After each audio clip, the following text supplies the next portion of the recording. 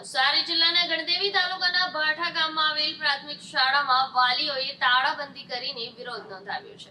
આ શાળામાં 175 વિદ્યાર્થીઓ અભ્યાસ કરે છે, પરંતુ છેલ્લા 1.5 વર્ષથી શાળામાં આચાર્યની નિમણૂક કરવામાં આવી નથી, જેના કારણે શૈક્ષણિક કાર્ય પર વિપરીત અસર પડી રહી છે।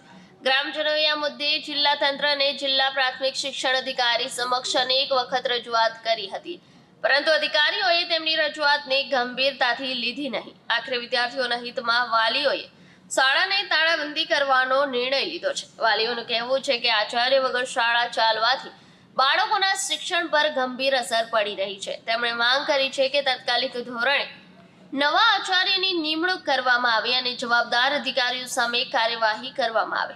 આ મુદ્દે શિક્ષણ વિભાગના અધિકારીઓ તરફથી કોઈ સ્પષ્ટ જવાબ મળ્યો નથી, જેના કારણે વાલીઓમાં રોષ જોવા મળી રહ્યો છે।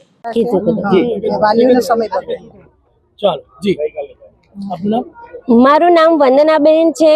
હું આ શાળાની એસએમસી ની અધ્યક્ષ છું। આજે અમે તાળાબંધી બધા વાલીઓ મળીને એટલા માટે જ કરી છે કે અમને મુખ્ય શિક્ષક મળવા પાત્ર છે, પરંતુ અધિકારીઓ અમને મુખ્ય શિક્ષક પૂરા પાડતા નથી, માટે બાળકોનું શિક્ષણ બગડે છે અને શિક્ષકો પણ હેરાન થાય છે, બાળકો પણ હેરાન થાય છે અને વાલીઓ પણ બધા પોતપોતાના કામ મૂકીને અહીંયા ભેગા થયા છે, પોતાનો સમય આપે છે। તો અમારી અધિકારીઓને એટલી વિનંતી છે કે તમે અમને મુખ્ય શિક્ષક પૂરા પાડે, અમને લેખિતમાં બાંહેધરી આપે કે અમને મુખ્ય શિક્ષક મળશે।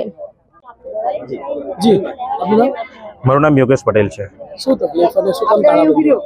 તાળાબંધી એટલા માટે કરવામાં આવી છે, 2 વર્ષથી અમને મેઇન જે શિક્ષક છે પ્રિન્સિપાલ તેમને મળ્યા નથી અને એના લીધે શિક્ષણ ઘણું છોકરા લોકોનું બગડે છે। એટલા માટે આજે અમે તાળાબંધી કરવાની ફરજ બની છે।